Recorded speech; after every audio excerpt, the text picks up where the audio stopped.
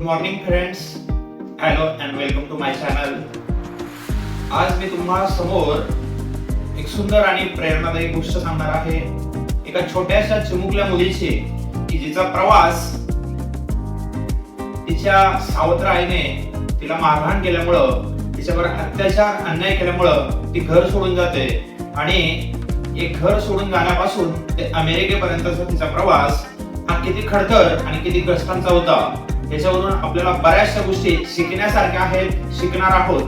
तर नक्कीच मित्रांनो, या व्हिडिओला तुम्ही लाईक करा, सबस्क्राईब करा आणि नवीन असाल तर बेल बटनवर क्लिक करा की असेच नवीन व्हिडिओ तुम्हाला येत्या काळामध्ये भेटतील. चला तर आपल्या ह्या गोष्टीला सुरुवात करूया. हा प्रवास असतो ज्या प्रसिद्ध लेखिका, समाजसुधारक आणि एका अत्यंत लोकप्रिय अशा इन्फोसिस कंपनीच्या मालकीनीची आहे, म्हणजे काय, सुधा मूर्ती यांनी ही स्टोरी लिहिलेली आहे. त्यांचा हा अनुभव आहे. बघूयात.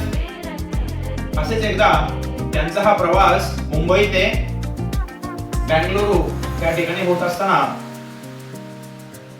सुरुवात करूया आपण स्टोरीला. तर कर्नाटक मधल्या साधारणतः बिदर ह्या ठिकाणी, त्या भागाला, बिदर किंवा बिदरच्या खेडेगावाच्या मागच्या स्टेशन पासून त्या बसलेल्या होत्या आणि त्या बहुतांश त्या ठिकाणाला तिकडं कर्नाटक मधल्या हैदराबाद असं संबोधलं जातं. का तर ह्याचे कारण सुद्धा बरेचसे आहेत. निजामशाहीचं खूप वर्ष त्या ठिकाणी त्यांच्या अंडर हे क्षेत्र असल्यामुळं कर्नाटक मधल्या हैदराबाद असं त्या ठिकाणांना संबोधलं जातं. आणि त्या ठिकाणचे वैशिष्ट्य म्हणजे काय, पाऊस कमी पडतो आणि त्यामुळं उन्हाळ्याची जी पिकं आहेत ती पिकं त्या ठिकाणी घेतली जात नाही. म्हणून बरेचसे लोक काय करतात, एक तर बँगलोर किंवा मुंबई सारख्या ठिकाणी कामाला जात असतात. तर ही गाडी आता बँगलोरकडे जात असते आणि त्या ठिकाणी अगोदरची गाडी काही कारणास्तव आलीच नाही. त्यामुळं आहे त्या लोकांनी जे काय रिझर्वेशन केले होते, लोक तर त्या गाडीमध्ये होतेच, पण ज्या लोकांना त्या गाडी पूर्वीच्या गाडीचे त्यांचे रिझर्वेशन झालेले होते त्याचं तिकीट त्यांच्याकडे अवेलेबल होतं, परंतु ती गाडी न आल्यामुळं एक्स्ट्रा गर्दी त्या गाडीमध्ये झाली होती. आणि असंही त्या ठिकाणी साधारणतः पाऊस कमी असल्यामुळे बेरोजगारीचं प्रमाण जास्त होतं, म्हणून कामानिमित्त त्या ठिकाणाहून दुसरीकडे जाणाऱ्या लोकांची संख्या खूपच जास्त होती. मग अशा वेळेस त्या ठिकाणी सुधाताईंचं तिकीट त्या ठिकाणी घेतलेलं होतं त्यांनी आणि त्या ठिकाणी गेल्यानंतर आतमध्ये बघतात तर खूप जास्त गर्दी आणि त्या सीटवर त्या बसल्या असताना साधारणतः 3 जणांचं ते सीट, परंतु त्या ठिकाणी खूप गर्दी असल्यामुळं अचानक येऊन त्या ठिकाणी लोक बसलेले होते. मग 3 जणांच्या सीटवर 6 जण बसले. तुम्ही ऍझ्युम करा की कशी अवस्था त्या गाडीमध्ये असेल. काही लोकांना जागा नसल्या कारणाने काही खाली बसले, इकडे तिकडे लटकतात, अशी पूर्ण त्या गाडीमध्ये अवस्था. मग त्यामध्ये शेतकरी असतील, एका गावाहून दुसरीकडे जाणारे असतील, त्याचबरोबर काही व्यापारी असतील, शहरातून खेडेगावामध्ये आपापल्या दुकानांसाठी ते जे काय दुकानाला लागणारं साहित्य असेल ते घेण्यासाठी ते आलेले होते. आणि त्याचबरोबर काही बेरोजगार शहराच्या ठिकाणी कामानिमित्ताने जाणारे होते. तसेच काही विद्यार्थी सुद्धा होते, इतर ठिकाणी शिकण्यासाठी चाललेले होते. अशा बऱ्याच लोकांची गर्दी त्या गाडीमध्ये होते. आता गाडी निघाली आणि गाडी निघाल्यानंतर थोड्याच वेळाने त्या गाडीमध्ये एंट्री होते. ती तुम्हाला सर्वांनाच माहित आहे, ती म्हणजे काय, तिकीट तपासणीसाठी. मग याचं काम काय असतं, साधारणतः ज्या लोकांनी तिकीट नाही घेतले त्यांची तिकीट चेक करायची, त्यांना दंड लावायचा आणि ज्या लोकांची तिकीट असतील त्यांची तिकीट चेक करायची, ह्याच बर्थचे तिकीट आहेत किंवा ह्याच डब्याचे तिकीट आहेत किंवा नाही त्याची शहानिशा करायची आणि त्यामध्येही कोणी चुकीचा सापडला तर त्यांना दंड करायचा. हे असं प्रावधान असतं त्यामध्ये. आणि मग तो आल्यानंतर काही लोकांची साहजिकच गडबड उडाली की आपल्याकडे तिकीट आहे का नाही, असेल तरी ते चेक करा, बाहेर काढा आणि तो आला की त्याला दाखवा. अशा प्रकारे कुजबूज चालली. ज्यांच्याकडे तिकीट नसेल त्यांचा तुम्हाला माहितच आहे त्यांची काय अवस्था होते आणि मग ते मार्ग शोधण्यासाठी त्यांची धावपळ चालू होती. सगळ्यांनाच भीती असते की चेकर आल्यानंतर तो आपलं चेक करणार तिकीट. ठीक आहे. तर अशा पद्धतीने त्या गाडीमधला आता माहोल चालू असतो. मग एकेकाची तिकीट चेक होत आहेत, त्याला प्रश्नावली केली जाते. तिकीट नसेल तर त्याला तो बोलतोय, दंड फाडतोय. ठीक आहे. अशा पद्धतीने हे सगळं चाललंय. सगळं गाडीमध्ये त्याचा गोंधळच. मग साहजिकच त्यांनी मॅडमकडे बोट दाखवलं आणि तिकडं पलीकडे तिकीट दाखवा असं तो बोलला. तर मॅडमने अगोदरच त्याला काही वेळापूर्वी तिकीट दाखवलं होतं. तर त्या म्हणाल्या की मी तर अगोदरच तिकीट दाखवलंय, परत कशाला? तर त्यावेळेस तो म्हणाला, मॅडम तुम्हाला नाहीये, तुमच्या बाकाच्या खाली एक मुलगी आहे, तिचं तिकीट मी विचारतोय. तर त्यांनी मोठ्या आवाजात जरा तिला म्हटलं, ए चल बाहेर ये, तुझं तिकीट दाखव. त्यावेळेस ती मुलगी हळूच बाहेर आली आणि तिकीट तर तिच्याकडे नव्हतं, म्हणून नुसतीच त्या चेकरकडे बघत उभी राहिली. आता ती पुढे त्या चेकरकडे बघते म्हणून पाठमोऱ्या दृष्टीने मॅडमला सुद्धा तिचा चेहरा काय अजून कळलेला नव्हता. परंतु ती मुलगी एक साधारणतः फ्रॉक आणि वर फाटलेले तिच्या वस्त्र अशी अवस्थेत होती आणि गरिबीची मुलगी अशी वाटत होती. परंतु हा चेकर तिला सातत्याने विचारतो, काय कुठनं आली, तिकीट दाखव मला. तिकीट दाखवत नाही, बोलत नाहीये. अशी तुमच्यासारखी मुलं सातत्याने येतात, घर सोडून पळून जातात, आई बापाला त्रास कर देतात आणि आमच्या सुद्धा डोक्याला ताप करून ठेवतात. तिकीट नाही काय नाही, विना तिकीट प्रवास करतात. त्यामुळे असं बरंच काही तो बोलत होता. मग हे सर्व मॅडम आणि त्या डब्यातली लोक ऐकत होती. मग त्यानंतर त्याने बरेचसे प्रश्न विचारले तिला, तरी सुद्धा तिचं काही उत्तरच नाहीये. ती शांतपणे स्तब्ध ऐकत होती, बघत होती त्याच्याकडं. आणि मग अशा टायमिंगला मॅडमच त्या चेकरला बोलतात, तपासणीसाला बोलतात की असून द्या, तिच्याकडे जरी तिकीट नसेल तर मी तिचं तिकीट काढेल, तुम्ही तिला काय जास्त बोलू नका. मग तो मॅडमला म्हणाला, मॅडम तुम्ही अशा मुलींना काय हे तिकीट वगैरे काढू नका. तुमचा जो काय प्रवास असेल ती पुढच्या स्टेशनला उतरून जाईल, मी तिला पोलिसांच्या हवाली करेल आणि ते नक्कीच तिला अनाथ आश्रमात किंवा तिची काय व्यवस्था करायची ती करतील. हवं तर तुम्हाला वाटतं जेवढं तर 10-20 रुपये तिला खायला द्या, ती त्याने अधिक खुश होईल. परंतु मॅडमला हे सर्व काही पटलं नाही. त्यांच्या सारखं डोक्यातने येत होतं की एवढ्या छोट्या मुलीला, साधारणतः 13-14 वर्षाची मुलगी होती, कसं आपण डायरेक्ट सोडून द्यावं. त्यांचा समाजकारणात राजकारणातला एवढा अनुभव, सामाजिक दृष्ट्या ते काम करायच्या आणि त्यानुसार त्यांना जाणीव होती की एवढ्या छोट्याशा मुलीला असं नुसतंच सोडून देणे चांगलं नाही, तिच्यासाठी कितीतरी अडीअडचणी पुढे येऊ शकतात. आणि म्हणून त्यांनी ठरवलं की मी आता हिचं तिकीट काढते आणि तिला कुठं जायचं ते विचारते. जर कुठल्या नातेवाईकाकडे तिला जायचं असेल तर त्या स्टेशनला ती उतरून जाऊ शकेल. मग त्यांनी तिचं तिकीट काढण्यासाठी त्याला सांगितलं की मी तिचं तिकीट काढते. तर तिकीट चेकरने किंवा त्या तिकीट तपासणीसाठी त्यांना सांगितलं की ही कुठूनही बसली असेल, आपल्याला जर तो स्पॉट माहित नसेल तर ही गाडी मुंबई त्या ठिकाणाहून आलेली आहे, ते मुंबई टू बँगलोर तिचं तिकीट काढावं लागेल. आणि त्यांनी तिचं तसं तिकीट काढलं, शिवाय दंड सुद्धा भरला. आणि शेवटी हे सगळं केल्यानंतर तो चेकर थोडासा नाराज होऊन रागारागाने निघून गेला तिकीट देऊन.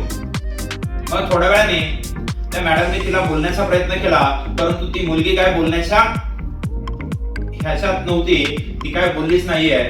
मग हळूच मॅडमने सांगितलं ते बाकावर तरी बस बाळा, थोडीशी जागा तिला करून द्यायला लावले. आणि मग ती थोडा वेळ बसली. अंधार पडत होता त्या ठिकाणी. पुढचा जो वेळेस स्टॉप आला त्यानंतर त्यांनी डबा घेतला. मुलीला भूक लागली असेल ह्याची जाणीव होती, म्हणून त्यांनी तिला खाण्यासाठी तो डबा मागवला.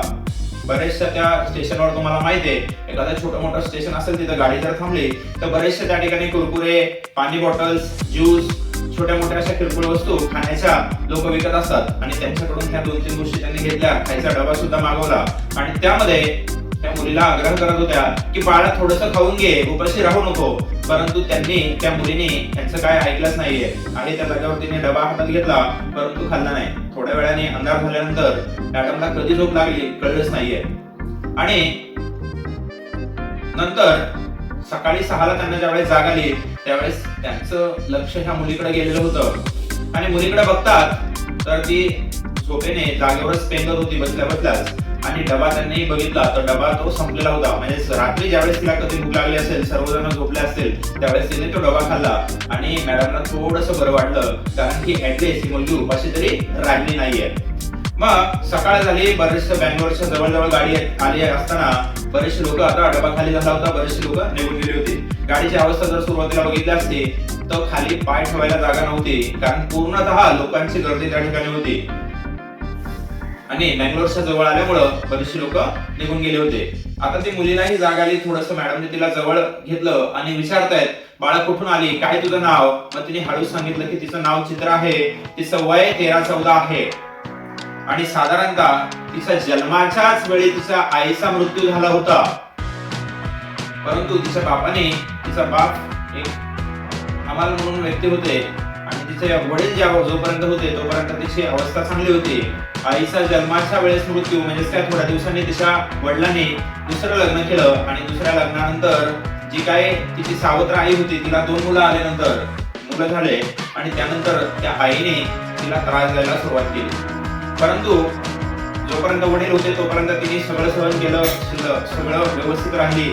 परंतु नंतर त्या आईने एवढा त्रास द्यायला सुरुवात केली, पूर्णतः काम तिच्याकडून करून घेणे, तिला हाणमार करणे आणि काही दिवसांनी तिचे वडील ज्यावेळेस वारले त्यावेळेस तो त्रास तिचा अजूनच वाढला. ह्याला सर्वांना कंटाळून ती साधारणतः अशा प्रकारे निघून आलेली होती.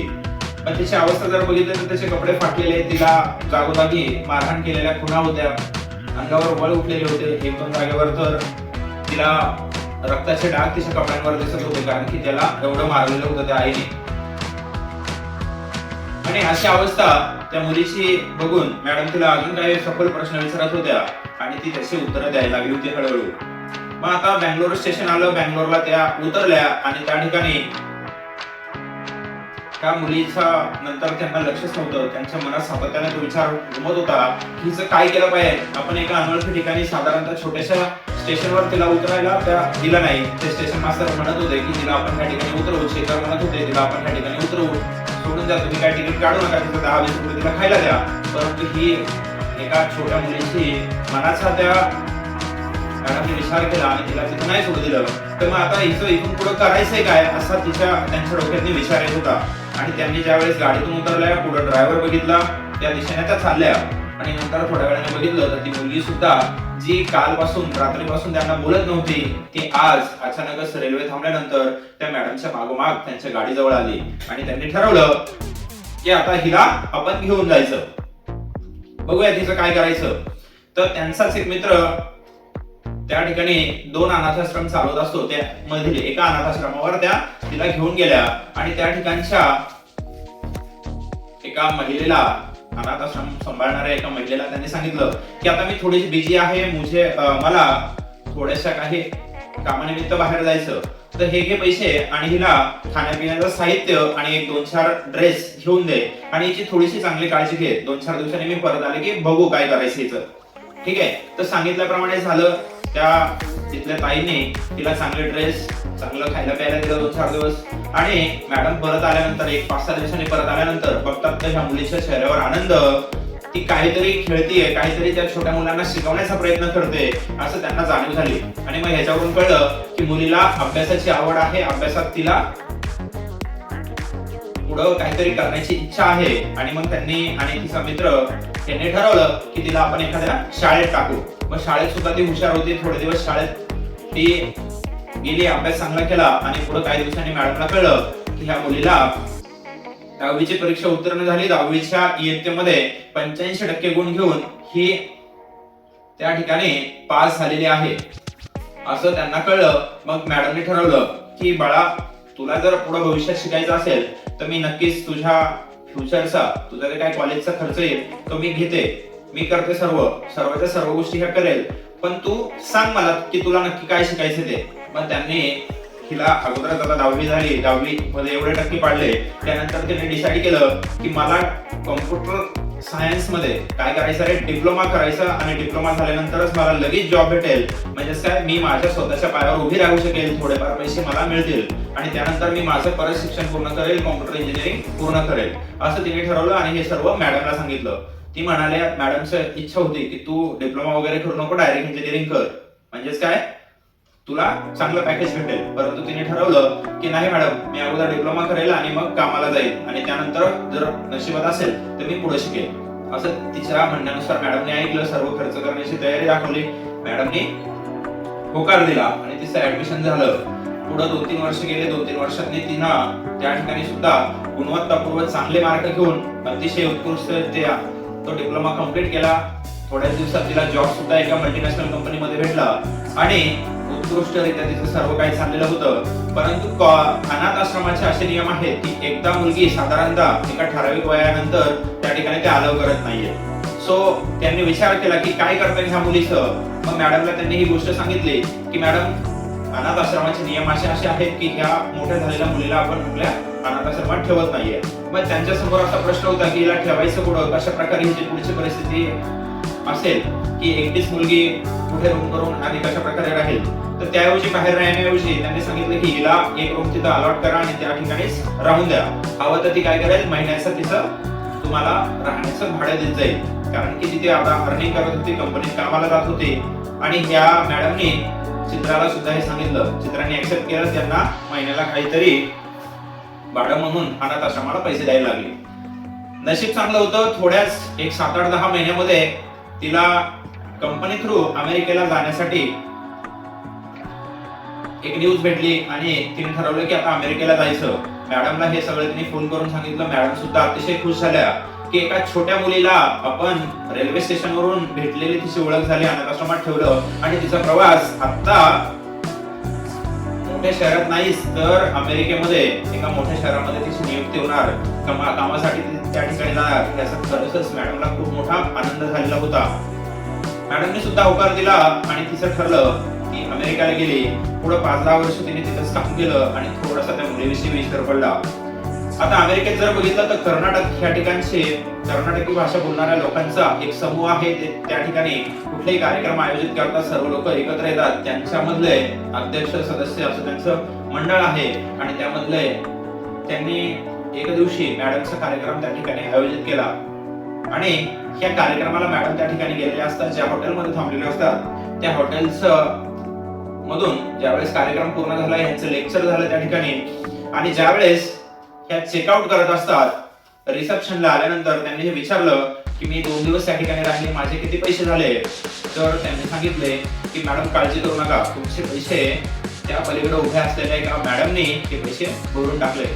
तर साहजिकच मॅडमने त्या ठिकाणी बघितलं की कोण आहे ही महिला, मी हिला ओळखत नाही आणि हिने माझ्या हॉटेलमध्ये राहण्याचा सर्व खर्च उचलला, पैसे सुद्धा भरून टाकले. तर त्यांनी साहजिकच पुढे बघितलं तर त्यांना एक सुंदर अशी स्त्री दिसली, भारतीय पेहरावाची, म्हणजे सुंदर अशी साडी तिने नेसलेली होती आणि तिच्या शेजारीच एक गोरा म्हणजे फॉरेनर उभा होता. आणि हिने मग मॅडमनी पैसे तिने भरले म्हणल्यावर त्यांच्याकडे अप्रोच केलं, म्हणजे त्यांच्या ठिकाणी जायला सुरुवात केली. आणि जात असतानाच ती मुलगी सुद्धा म्हणजे ती महिला या मॅडमकडे बघताच भावूक झाली आणि पळतच येऊन मॅडमला मिठी मारली. आणि मग मॅडमने ओळखलं की ही आपली चित्रा असावी नाही तर ती चित्राच होती हे तिने सुद्धा सांगितलं. आणि दोघींच्याही डोळ्यातून आनंदाश्रू यायला लागले. कारण की गोष्ट अशी होती की एका त्या महिलेचं करिअर घडवण्यासाठी अतोनात जे प्रयत्न घेतले होते, जे आई बापाकडे चांगल्या पद्धतीने मुलं राहतात ते सुद्धा काही आयुष्यात ते करू शकत नाही. धन बलाढ्य असतात, सर्व काही त्यांच्याकडे असतं पण ते काही करू शकत नाही. परंतु एका रेल्वे स्टेशन पासून तर तिचा अनाथ आश्रमातून अमेरिकेच्या मोठ्या अशा कंपनीत उच्चपदी हिची नियुक्ती झालेली असते आणि ही स्वकर्तृत्वाने सर्व काही गोष्टी करते. ह्या गोष्टीचं आपल्याला ह्यामधून समजतं. आणि मग त्यांच्यात थोड्याशा गप्पा टप्पा झाल्या, मॅडम घरी निघून आल्या आणि अशा पद्धतीने तिने सांगितलं की हा रॉबर्ट नावाचा व्यक्ती आहे, याच्याबरोबर मी काही दिवसांमध्ये लग्न करणार आहे. थोड्याच वेळाने त्या रॉबर्टला तिने भारतीय पद्धतीनुसार सुधाताईंचं दर्शन घ्यायला लावलं आणि अशा प्रकारे मॅडमने तिचा निरोप घेतला. मग या गोष्टीवरून कळतं आपल्याला की जर ध्येय चांगलं असेल, काहीतरी करण्याची इच्छा असेल तर नक्कीच आपण पुढे जाऊ शकतो. आपल्याला कुणीही रोखू शकत नाहीये. आणि एक मुलगी जर स्टेशनवरून अमेरिकेपर्यंतचा प्रवास करू शकते तर आपल्याला तर आई वडील आहेत, त्यांचे पुण्यही आपल्या बरोबर आहे. फक्त आपल्याला गरज आहे ती योग्य वेळे योग्य कष्ट घेण्याची आणि रोज काहीतरी नवीन करून पुढे भविष्यात आपलं आयुष्य, आपल्या आई वडिलांचं आयुष्य चांगलं करण्याचं, सुखकर करण्याचं ध्येय ठेवलं पाहिजे. आणि अशा प्रकारे ह्या गोष्टींमधून आपल्याला बोध भेटतो आणि आपण निश्चितच आपल्या आयुष्यामध्ये काहीतरी सुंदर चांगलं बनण्यासाठी रोज प्रयत्न केला पाहिजे. जर खरंच ही स्टोरी जर आवडली असेल तर लाईक करा, सबस्क्राईब करा आणि असेच नवीन नवीन व्हिडिओ आणि माहिती मिळवण्यासाठी बेल आयकॉनला क्लिक करा. थँक्यू.